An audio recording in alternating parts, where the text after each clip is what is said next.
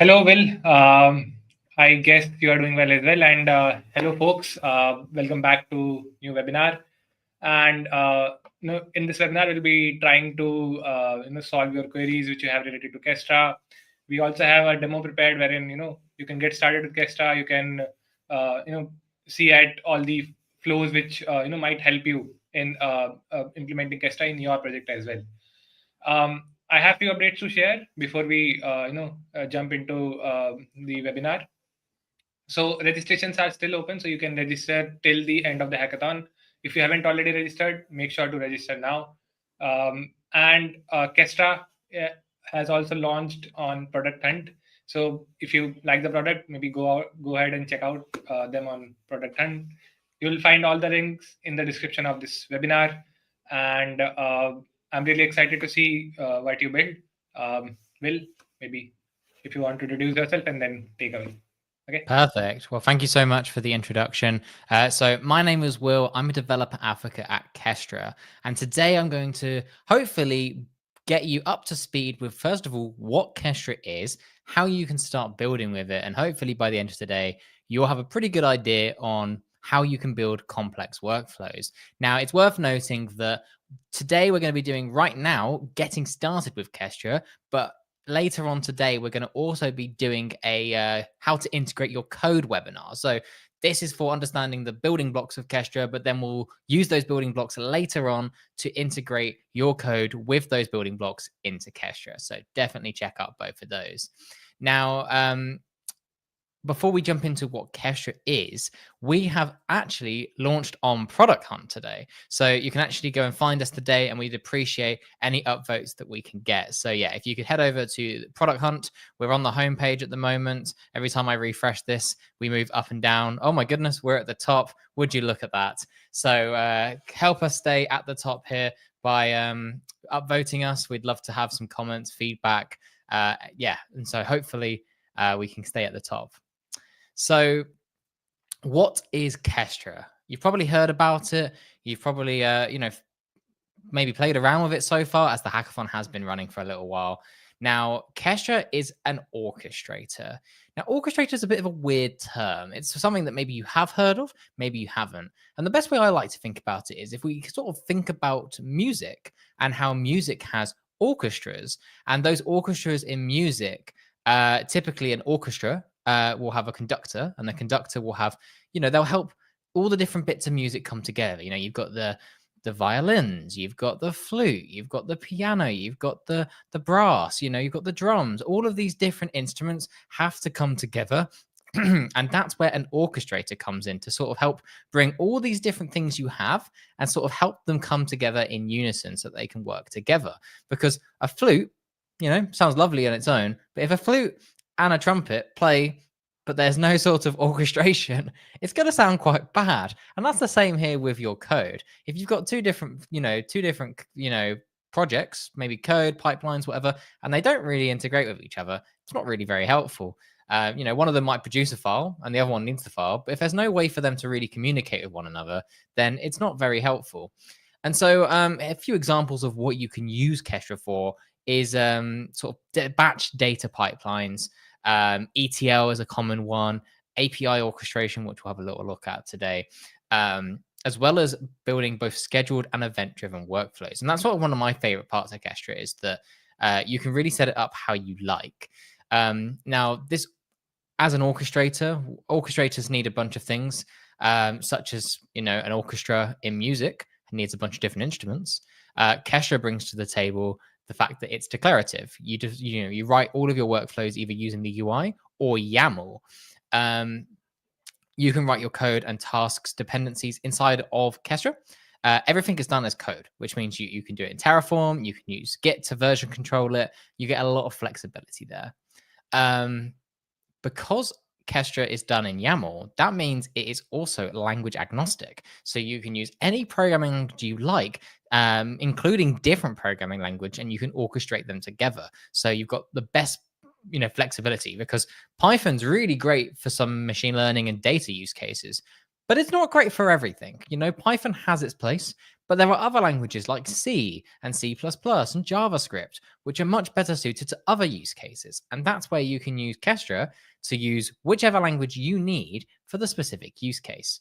And then the thing that really helps you get started with Kestra is it has a rich plugin ecosystem. So you don't have to go out and write all of the code yourself. Instead, you can actually use the plugins that do a lot of the hard work for you, especially, so even some of them are just like API wrappers. But then that means all you've got to do is just plug in your webhook or your secret key, your URL, and away you go. And it's going to generate everything, which means it's easy to get that data and pass it between different plugins and different tasks. So here's an example of some of those plugins. And something else that we have is a bunch of blueprints, which are pre-made, curated examples that you can use to get started. And I'd actually recommend for the hackathon that these are a perfect way to get started, because you can use these blueprints as sort of a baseline of, I want to do something with Python. Great, go find a Python blueprint, open that, and then you can sort of build on top of that. That's how I've typically always built things, is I find some example that it gives me some structure, and then I can build on top of that. And then something else that is really valuable as well is the fact that there is built-in plugin documentation. Having 600 plugins is great and all, but if you were to go to, start using one, having plugin documentation right in front of you as soon as you start using that plugin, super helpful. There's nothing worse than having to figure out where on the website you've got to find the plugin documentation, let alone, being able to have to then switch between tabs and stuff. No, it's all inside of Kestra. And like I said earlier, everything is done as code or from the UI. So there's real flexibility for everyone here. Now, on the right-hand side here, you can see this nice little view. We call this the topology view. And this is a really helpful, even if you don't use the UI to build your workflow, the topology view does a really great job at helping you visualize how all of your different tasks are connected together. And you can also see which other flows are connected to each other. So if you've got different workflows that talk to each other, again, coming back to that whole idea of what orchestration is, it really helps you visualize it, because that's something I find with YAML sometimes is as soon as it gets complex, it can be hard to visualize how everything sticks together. And that is where the topology view can really help sort of connect the dots. Now, for writing those workflows, we have an editor built into Kestra, and I'm going to walk you through that shortly. Now, you can also write these locally. We have a VS Code extension that you can use, and then you can use things like Git, CI/CD, and so on to be able to sync all of these workflows back into Kestra so that you can use them. On top of that, instead of using just the built-in editor, you can also use our UI forms to be able to modify different tasks, add triggers, change metadata, and so on. And I can give you a bit of a tour of that today. However, I suspect as people who are here to write code for our hackathon, a lot of you are going to want to jump straight into the YAML. So I'll focus my energy there. But if you are interested to learn a bit more about the UI, then definitely come to my office hours on Discord that will be at 1:30 GMT. So that's in about 2 hours time.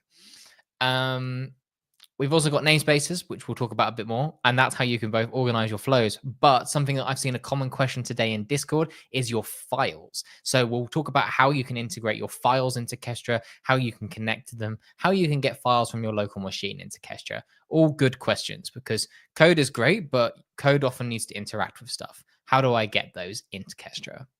And then it has basically Git built in.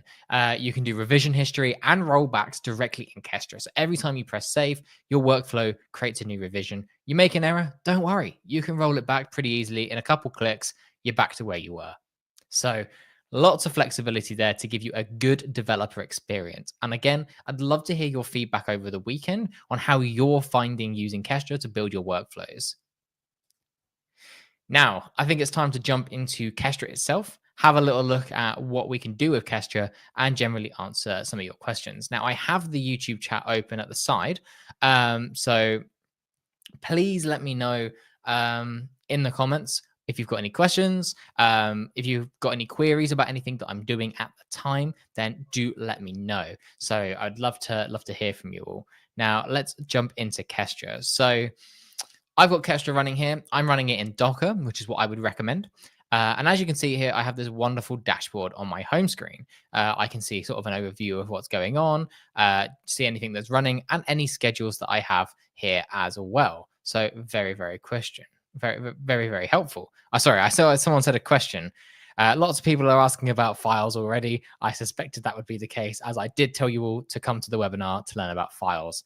Now, jumping into our menu on the left here, we've got flows. And as you can see here, I have a bunch of different flows here that I can access. Now, these workflows are where we're going to define the logic of what we want to automate, what we want to orchestrate. Now, I'm going to click on this Hello World one to begin with. And again, we get an overview of how it runs. I can see a topology view on what tasks I have, which order they're going to run in, how they're going to start. I can also see executions I've run before, which is 0 so far. And here I can see the editor. Now, workflows, which we call flows in Kestra, are made up of a bunch of different properties. Now, every single workflow has an ID. Now, this ID is unique to this workflow inside of this namespace. So you could have different flow, you could have multiple hello worlds as long as they're in different namespaces. And this can't be changed once you've saved your flow. So if you want to change it, you'll have to make a new flow and copy and paste. Same for the namespace. Think of namespace as like a file, like a folder. So you can have multiple namespaces and you can organize your flows in that way. So here I'm using the company.team one, which I could rename to kestra.devrel, as that's the team that I'm in. But you could name these however you like, whether you want to name them just like the different parts of what you're trying to do. Maybe you're doing company.team and then the process. So maybe .data or DevOps or whatever. You can do it that way. You can also add descriptions. We can see that description on the overview page. Quite useful if you want to describe what's going on to people who aren't familiar with the workflow. Now, workflows are typically made up of a bunch of tasks. We'll come back to the input in a minute. Are made up of a bunch of tasks. Now, tasks are run sequentially. So what we can do here is this one will run, and we can be we can be certain that the second task will not run until this first task has finished.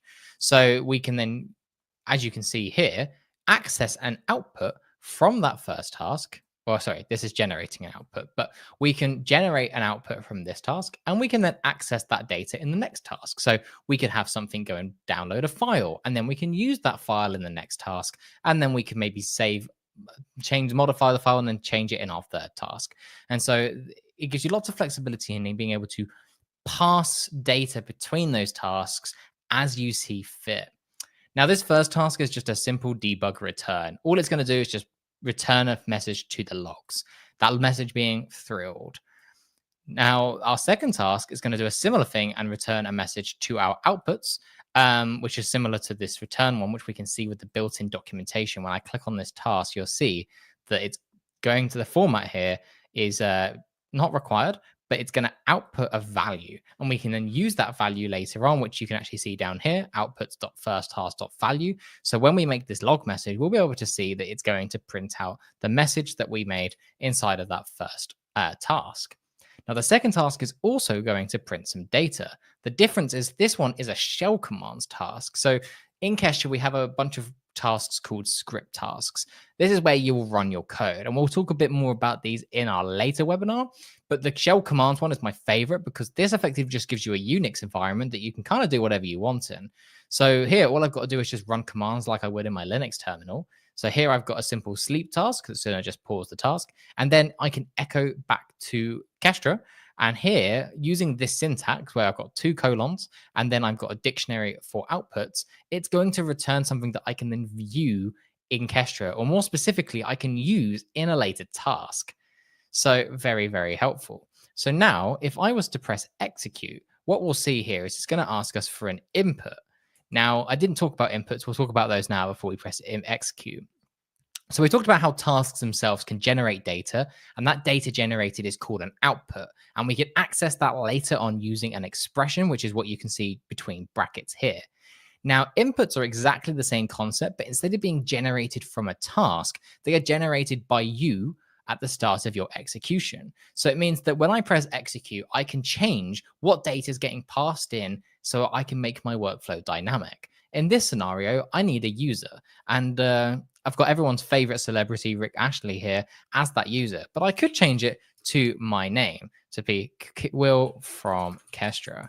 So now when I press execute, what we're going to see is that first task is going to return the message we expected.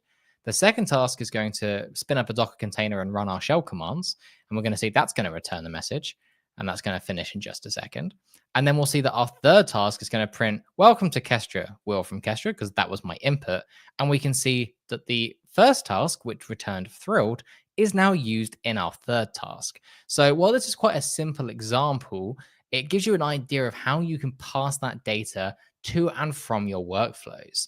And if I go to the outputs tab here, I can actually view all of those outputs generated from the different tasks. So here I can see the first one generated value, and value is thrilled. So I can now use that in different tasks.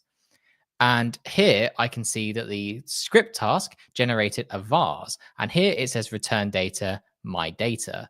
I can see that it also returned an exit code of 0 and it returned output files. But in this scenario, output files is empty because we didn't produce any. Now, the logs task didn't produce any outputs. Now, if you want to understand how you can check what tasks and generate outputs, going to the documentation, we can see here, we can scroll down and see format for the return, which is the format it's going to return, in this case just a string, but we can see the outputs it's going to generate too. And I can do the same for the shell commands task. If I scroll down past the examples, we can see it's got loads of different properties that we can use. But if I scroll down a little bit further, we'll get there in a minute. Here we go. I can see those 3 outputs it's going to generate: output files, vars, and exit code. But if I go to logs, we can see that logs does not generate any outputs. So very, Kestra allows you to build very dynamic workflows that can change completely from time execution. Now, we've got a bit of an idea here of workflow, right? We've got some data that we can put in at the start of its execution. We've got a bunch of tasks that both generate their own data, but also use data from different tasks. But how do I then make this workflow run automatically, whether that is event-based or schedule-based? Now, we call that a trigger in Kestra. Now, at the bottom here, I have defined that in my YAML. Again, I give it an ID and a type similar to my tasks. Now, as you can see here, I've disabled this trigger, but I'm going to just remove that for now. And I give it a cron expression, just like you would with a cron job on your system. And as you can see, this cron job, I'm pretty certain that means it's going to run at 9 a.m. every day. But we can use my favorite website, crontab.guru, to double check at 9 a.m. every day. But if you want, you can obviously use this website to change exactly how it's going to work or whatnot to suit your needs. But the thing that's really nice about triggers in Kestra is we have a bunch of things called conditions, which I can show you in the documentation here at the side. So you can see here, I can define a condition to say only run on the first Monday of each month. So here, it's only going to run using the cron expression plus the condition, so you can get really fine-tuned schedules on when it should run your code. Very helpful. Now I'm going to take a pause because I can see that we've got a bunch of questions. So let's have a quick look to see what questions we have going on here. You look like AI. Thank you. I appreciate that. I can guarantee that I'm not AI. What else have we got in here? How can I integrate Kestra in my Express file? Could you give me some more context? If you're trying to run JavaScript, then we will talk about that in the next webinar, where we'll integrate our code into Kestra. But the key thing is Kestra is for running workflows. So think of it a bit like, a CI/CD platform, maybe like GitLab CI or GitHub Actions, where you're going to tell it to run on a schedule or be triggered when like a webhook is called or whatever, and it's going to process a thing. you're not going to necessarily use Kestra to run a web server. Now, you can use Kestra with a web server because we have an API, which means that you can have your workflows set up to run tasks, such as maybe run a data pipeline that's going to process some orders. A good example I like to use is, let's say you've got an online store, you've got a web server that's going to, talk to Kestra, because when someone places an order, you need Kestra to be able to then change the data in your stock. I'm going to simplify it big time. You've got a CSV file with some orders in it, and you want to be able to change those orders and modify them or add to them every time someone interacts with your website. Now, you can have a workflow do that with inputs, and you can pass in inputs from the website to say, this is what was ordered, here's how much it costs. And then Kestra can go and modify that CSV file using the data it's received from the API. So I'd recommend, actually, as well as these webinars, we actually have a bunch of YouTube videos on our YouTube channel to help you get started here, including one on getting started with the Kestra API, which I imagine will be very helpful for a lot of you who've been asking about, how do I integrate my code into web dev? I've used workflows to make a CI/CD pipeline, which pushes my code to EC2 and deploys. Can I do the same with Kestra? Absolutely. You can absolutely do the same with Kestra. Now, we do have a bunch of plugins here, especially for AWS. So if you click on here, there are loads of AWS plugins, including for EC2s, I'm pretty certain. Not that I can see them off the top of my head. But yes, you can 100% interact with, you can 100% use these with the cloud platforms. You can deploy just like you can with any other CI/CD platform. So yes, what else can I do? You can do tons of things. What I'd actually recommend to help you get some bigger ideas is, if you go to Blueprints, in here, you can get a load of different ideas on what you can do with Kestra. Now, let's say you want to do something with DevOps. We have a DevOps category. It's here. So here you can get an idea of how to deploy CI/CD for CI/CD to deploy Kestra flows using GitHub Webhook Trigger, how to deploy Terraform, and so on. So you can get a bit of an idea there. Software engineering as well. We've got a bunch of different ones on how to run your code inside of Kestra, as well as in data. We've got data ones here, so such as using like Databricks, Snowflake, and so on. So I'd recommend checking that out.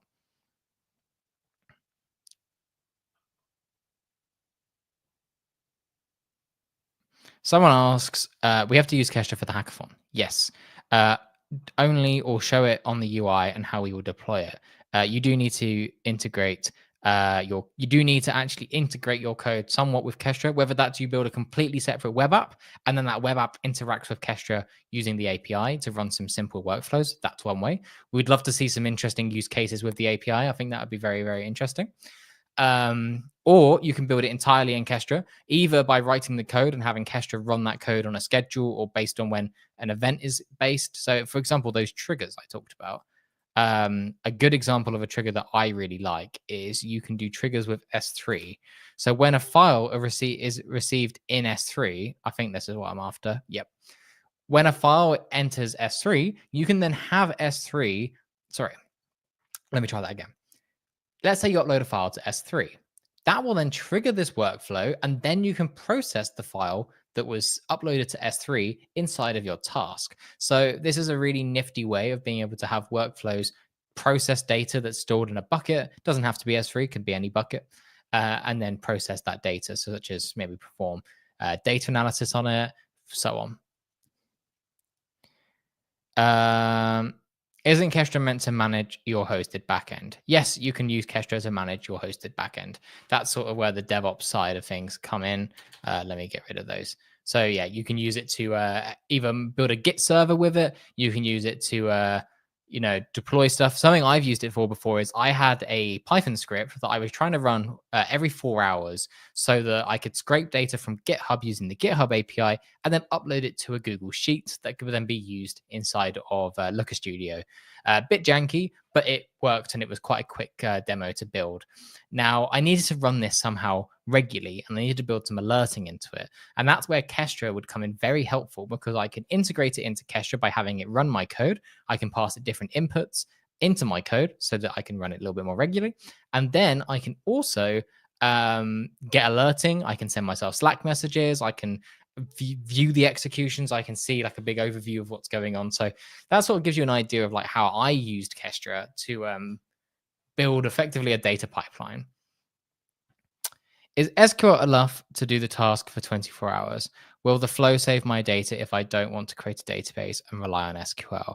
So the key thing to note is every time you spin up a task, so here's a Python one, for example, down here. So this task here is a Python task. When you run this, it's going to spin up a container and run it in that container. But then afterwards, it's going to destroy that container. Any data it produces will be stored in that execution, but your next execution will be effectively starting completely from scratch. Now, if you do want to store some data, some statefulness, then we have a thing called the key value store here inside of your namespaces. And so the key value store allows you to easily store data from your workflows that you can then access later on, effectively making your workflows stateful. So the thing I really like about it is, let's say you make an API request inside of your workflow and you want to be able to store the status code or maybe a certain thing that was produced in that response body. You can store that in the key value store and then check that next time you run the workflow.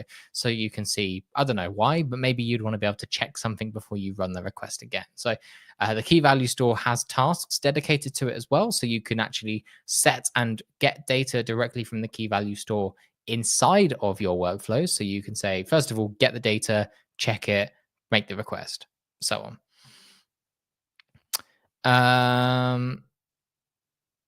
Cool. I'm going to take a pause on the questions. Actually, one last question. Someone asks, if my application contains webhook communication to control its flows, can Kestra be used to communicate with them using webhooks? Yes. Kestra can both make HTTP request as a task, but you could also set up workflows with a webhook trigger.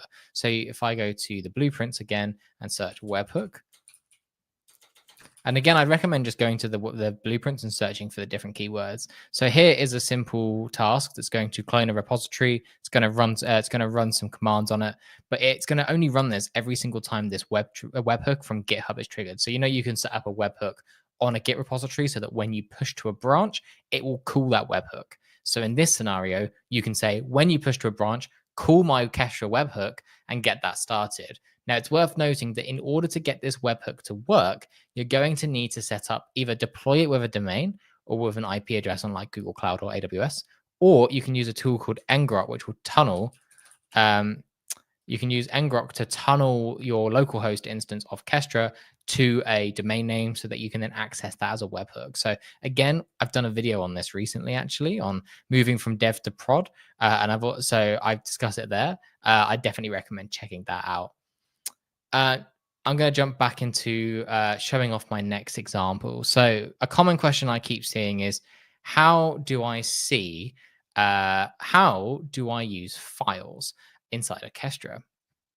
Now, so in Kestra, we have this concept called namespace files. Now, in each namespace, basically, you've just got like a directory that you can store files. I can make new files. I'm going to call this one here example.py.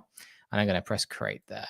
And I'm going to I can just put like a print hello world, like so. And when I save this, I now have that file here. I can also create folders and call the folder here scripts. And I can store my file in my folder, like so. Now, if we look at this example, I have a Python script here, and this Python script is going to open a file called myfile.txt. Now, it's worth noting that this is the directory inside of your namespace files, not your local directory on your machine. So if you want to get any files on your local machine and you want to use those in Kestra, then you will need to add them as a namespace file. Now, you can import files and you can set up like a Git workflow that you can push them to Git and then sync them into Kestra. But here I'm going to quickly quake my myfile.txt.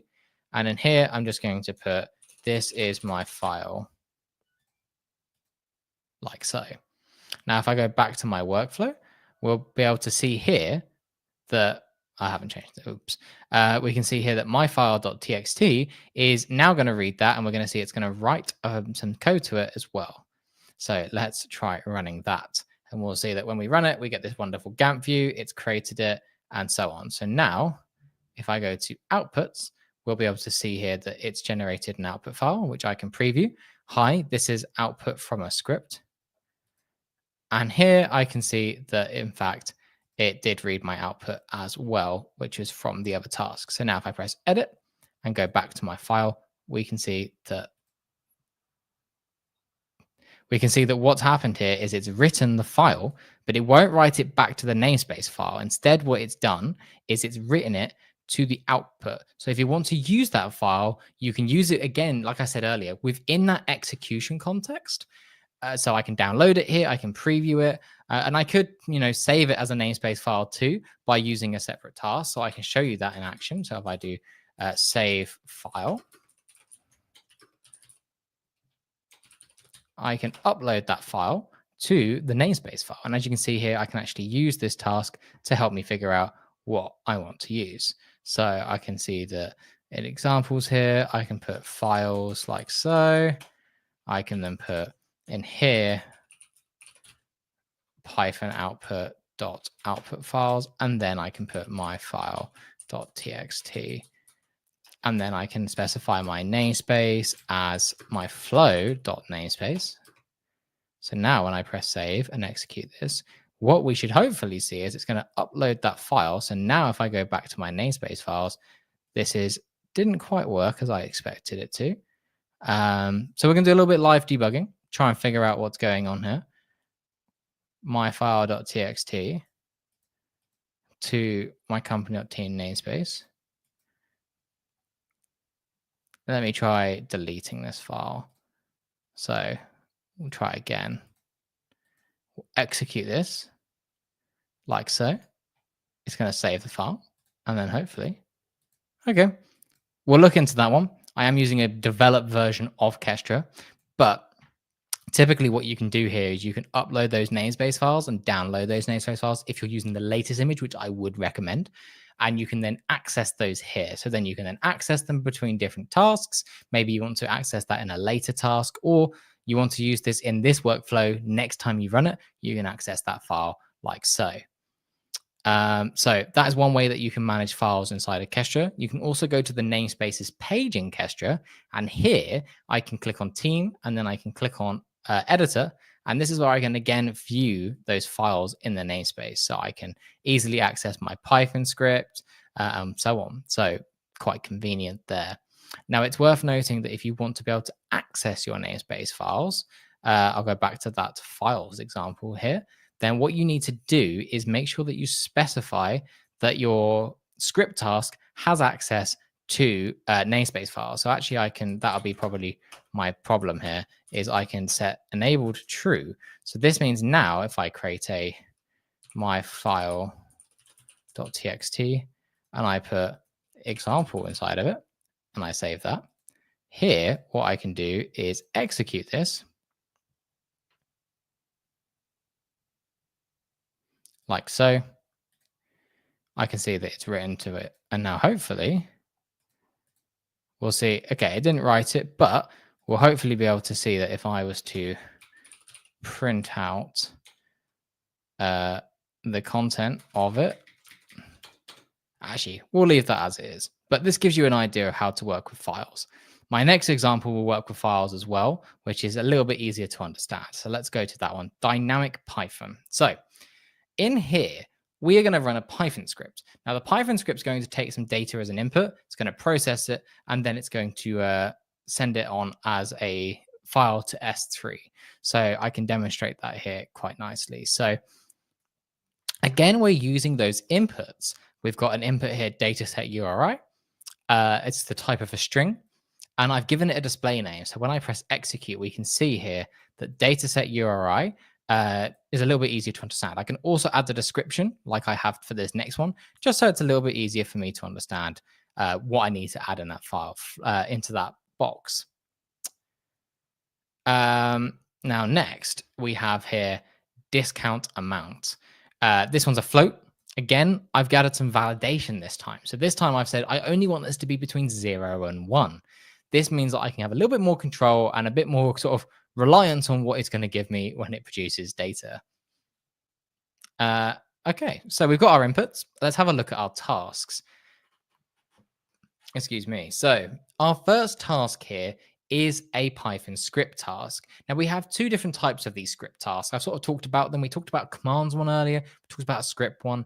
The key thing here is that the script task is where you write your Python inside of your workflow. So here, everything is just in line with my YAML. But if I were to use a commands task, I'm effectively running commands like I would in my terminal.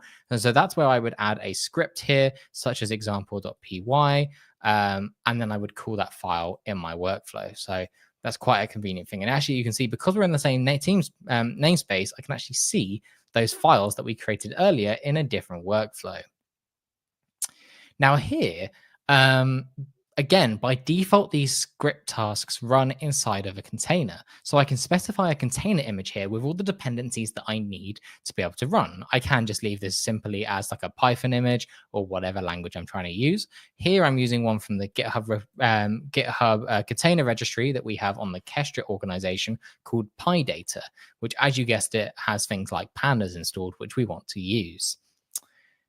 Now, after that, I have before commands, and before commands is really helpful because what it allows me to do is it allows me to install any dependencies like you would with pip or whatnot before it gets to the script part. So it can be quite handy because this will definitely run before the script bit.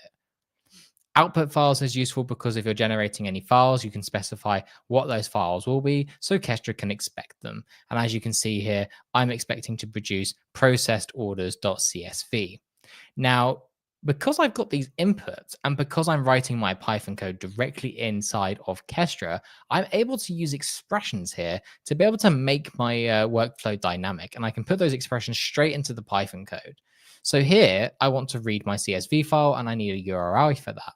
I can just put that straight into my Python code inside of an expression. And as you can actually see when I write this, it will autocomplete for me. So I can easily do that without having to try and remember what I'm doing. We're going to get the sum of that. And then I'm going to use the Kestra Python library here to be able to actually add that value to an output. So I could then use that output later on. In this scenario, I'm using it inside of a Slack message, where here my text message here is just simply outputs.code, which is the name of my Python task, .vars.total, similar to what we saw earlier.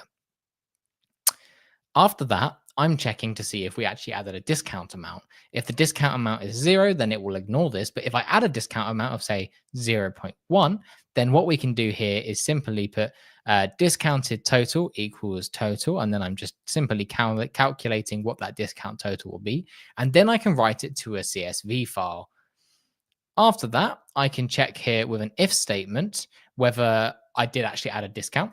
And if I did, then I will upload that file automatically. So what's really happening here is if there's no discount, we won't generate a file and we won't upload it. If there's a discount, we'll generate a file and we'll also upload that file. And again, these expressions can be very, very powerful for deciding that conditional logic. And then I'm using our built-in AWS S3 task here to be able to upload that file to my bucket of choice, the name of the file, and the actual file itself using that outputs expression here like so. So very useful. Again, we have a trigger here at the bottom like we had in our original example. And this is using a cron expression at daily, which just means it's going to run at midnight every day. We have a few of these sort of tags here, you could say, that make it a little bit easier. You can also type like hourly and so on. So quite convenient. Now, if this all goes wrong, I do have an error task here called Slack notification, because something that's really important when you're running orchestration, same with any like CI/CD pipelines. And I can see a few of you who are starting to sort of get your head around where Kestra fits in. Like someone says here, I get the vibe that Kestra comes into picture to manage all services of an application from running tests, deployment, and updates. Now, yes, that's what you would typically use it for in like a production setting, but you can still use it to run your code and sort of interact with your code. And so that's where I really want to see what you guys come up with at the hackathon, is how you can interact with Kestra and basically take code to interact with it. And the key thing to remember is it's not just another web server. You're not just running, Express JS or whatever, and you're not going to just run a Node.js server with Express, have that run inside of Kestra. That's not really what Kestra is used for. You might have a front end or a web server or a completely separate web app that will interact with Kestra to run certain tasks, even if that's as simple as just sending over a file and using the S3 task to upload a file. So I want you to think about it like that. Now, if this workflow was to all go wrong, I can notify myself. And that's where this error blocks comes in. It's just like a task block, but instead it will run these tasks if any of these other tasks fail. So quite convenient. Now, if I execute this task and give myself a discount code of 0.2, we should be able to see, if I set this up correctly, that it's going to run my code correctly. We're going to see that it's going to install my dependencies as we would expect. Hopefully, there we go. It's going to finish correctly. And then we're going to see that it's going to upload our file to S3 successfully. So now I can see here that it's generated me an output here. I can see that if I was to open Slack quickly, let me open Slack. Here we go. Let me make that a little bit bigger. So I've opened Slack here. You can see just now it's generated a message with that value in it. So I do love using the Slack integration. I can also see that file that it generated, and the file now has discounted total as a column at the end here.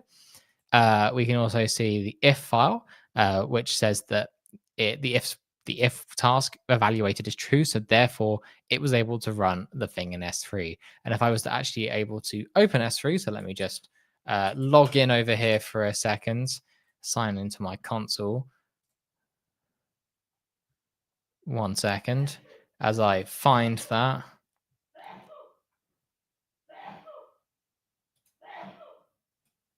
There you go.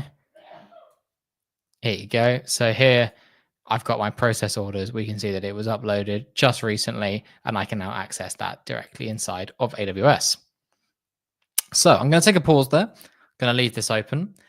We've got about 10-15 minutes left of the webinar. I want to spend this time now trying to answer your questions as much as possible. Hopefully you've now got a good idea of the sort of building blocks that are associated with a workflow and how you can build simple workflows.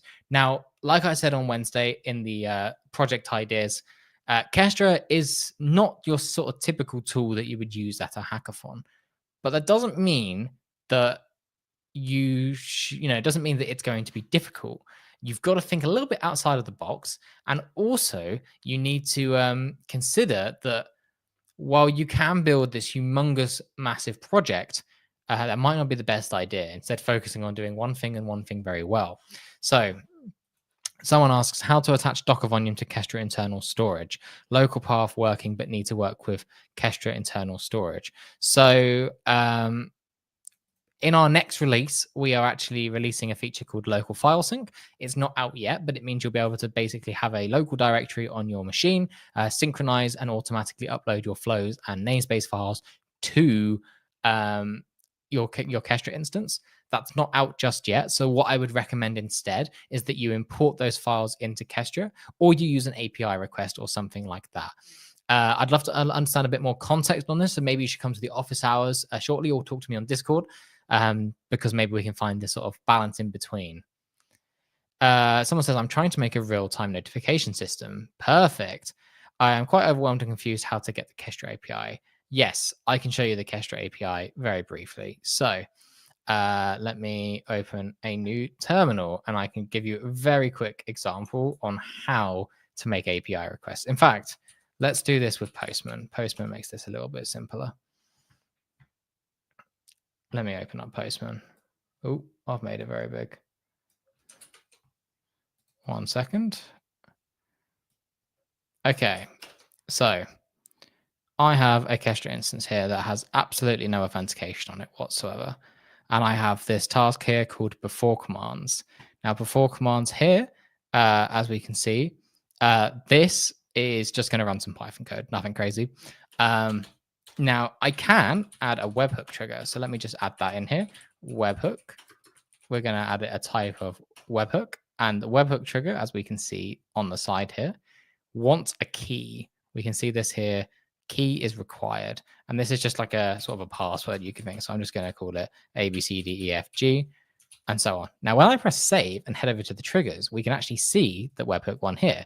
And if I go over the little webhook icon, I can copy that URL and take that now into what's it called? Postman. So now if I was to press send, what we'll see here is that it has successfully executed that workflow. And if I now go to executions, we can see that it's running right now as we speak. I can go to the Gantt view and see that it's actually, downloading our Docker image. And all I had to do was set up a simple webhook. Now I can also go to our documentation like so. And we have an API reference too. Now, this API reference, we want to look at the open source one, as that's what we're using this weekend. And you'll see that there are loads of different API paths. So we've got some for interacting with flows, whether that's creating them, modifying them, and whatnot. As you can see here, if I expand that one, we can export them, turn them on, disable them, get them, so on. Quite useful if you want to add them. However, I imagine the one that you're going to want to use the most this weekend is both the executions one, which is where you can execute workflows and get them started, but also the files one. So here, this is where you can easily add files to your namespace, delete them, and whatnot. So I can actually give you a demonstration of getting the namespace files. So here we want to be able to do API/v1/namespaces. Then we'll put namespace/files. So what I'm going to do here is put that in here. Now we know that our Kestra instance is running on localhost 8084. Yours are probably running on 8080. Now, if I was to type in company.team, hopefully we'll see bad request, made a mistake.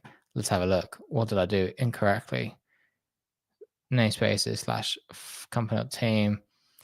That's it. It wants me to add a path.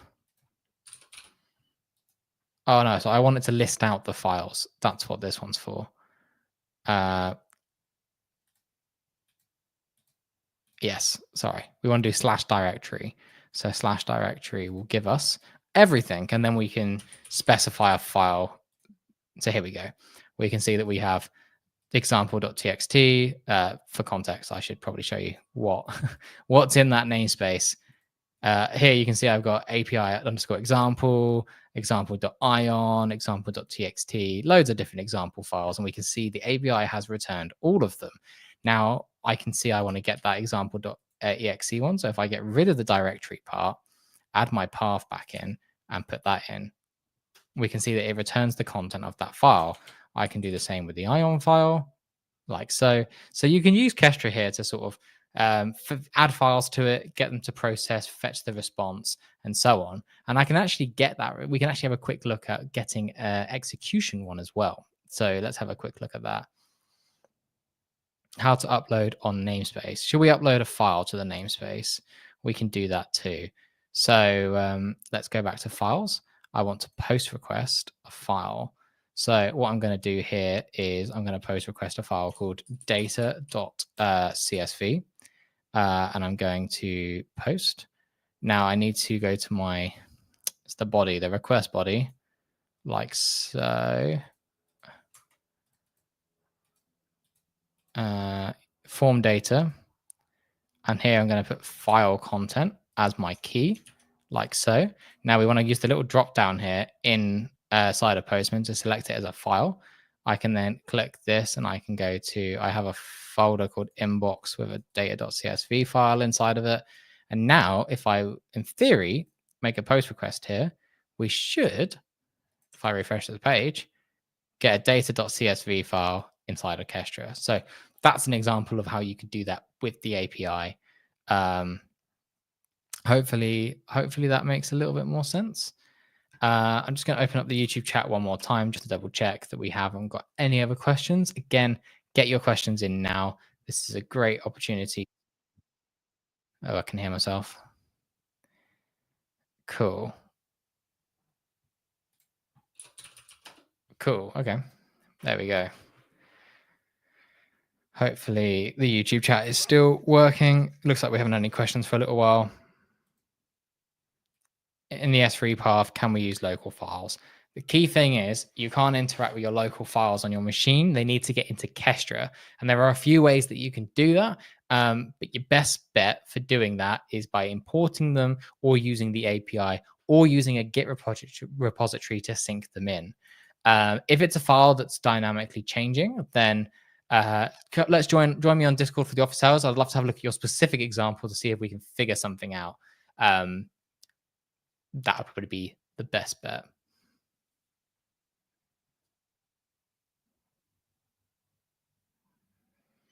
If you are running a Python task, though, you can actually interact with some of those files. So we go back to that before commands one. So each task runs in a Docker container by default.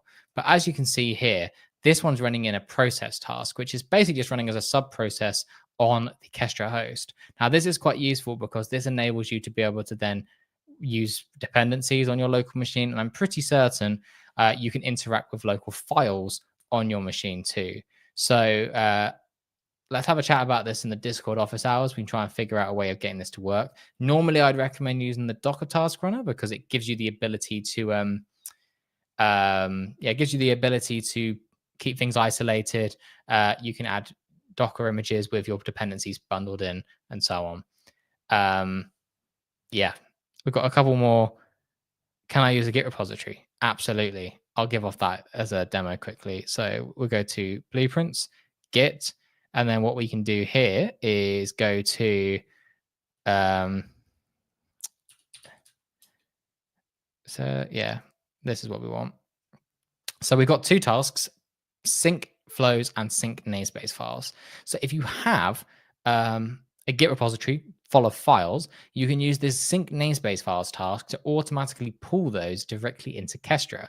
Now, we have a video on this on the YouTube channel as well as a guide on the website. I can put those in Discord afterwards. That's a really easy way of being able to get this to run on a schedule or on a webhook. So every time something gets pushed to GitHub, pull your files into your Kestra instance, and then you can interact with those files. Someone says, so I have to get Kestra locally on my system. Yes, to use at the moment, Kestra is self-hosted. The easiest way to install Kestra, I can actually give you a quick demo of that, is if we go to the quick start guide on the website, there is a Docker command here that we can use to run it. Now, it's worth noting that this Docker command is running a H2 embedded database, which means if you turn off the container, you will lose all your data. So I would recommend setting up a Docker Compose file and then using Docker Compose up to start that, because that will create a Postgres database that will persist data. But if I was to take this command and open up iTerm quickly, you'll see that once my terminal loads, I don't know why it takes so long to load, but it does. I can paste this command in and it's going to pull a Docker image from Docker Hub, and we're going to see that it's going to spin up a container. So just like that, I can now go to localhost 8080 and we'll see, give it a second, it's just spinning up. There you go. There we go. So here, in just one command, I can get at least a working version of Kestra. As you can see, it's got nothing in here other than the tutorial flows. Oh, there you go. Nothing in here other than the tutorial flows. Couple of good questions.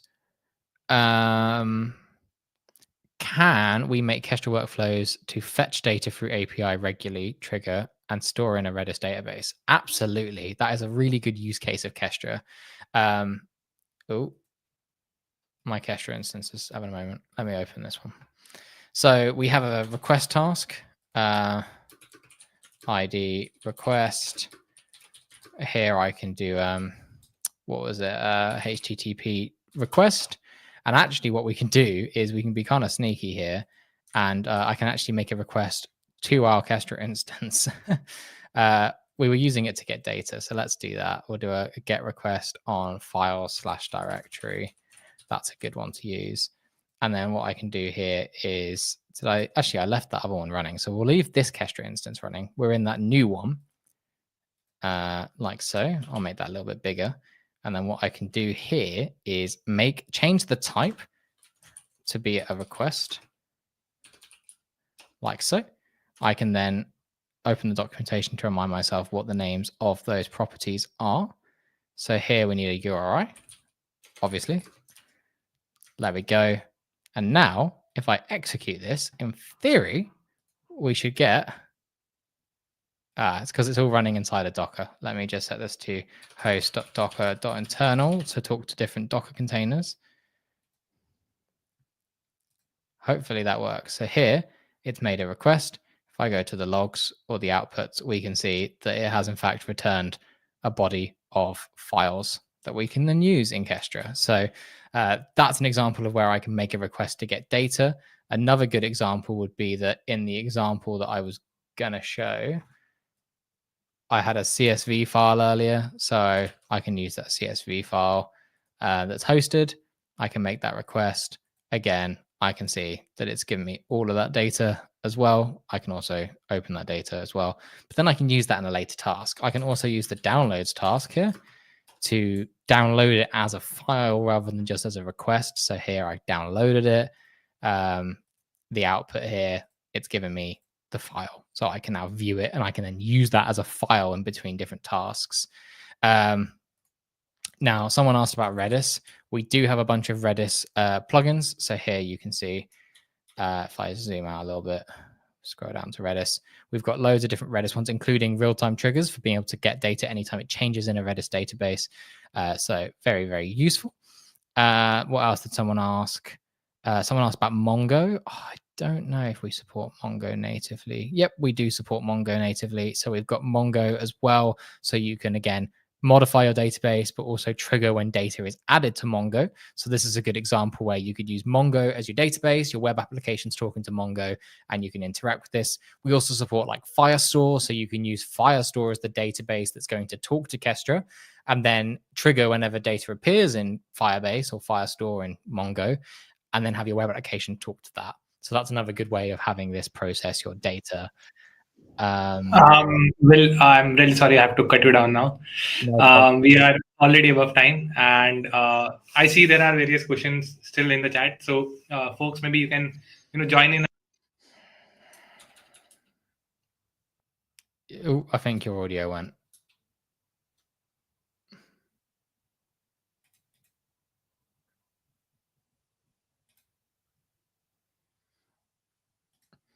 Well, I appreciate you all coming along. I appreciate you've still got a lot of questions. So I'll be having a look over Discord for today.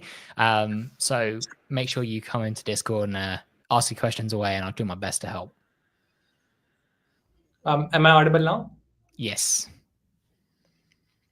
Yeah. So I was just about to finish that. You can join our Discord server using our website, and make sure to check all the links in the description. Discord hours will start from 1 hour from now on. So make sure to join in, and all the questions which are left in this meet will or this session or webinar will be answered in Discord. And make sure to check out Kestra on Product Hunt as well, because they have just launched it. And just share about your thoughts regarding Kestra. And Will, do you have any closing remarks for this webinar? Just good luck with the hackathon. Don't be afraid to ask for help.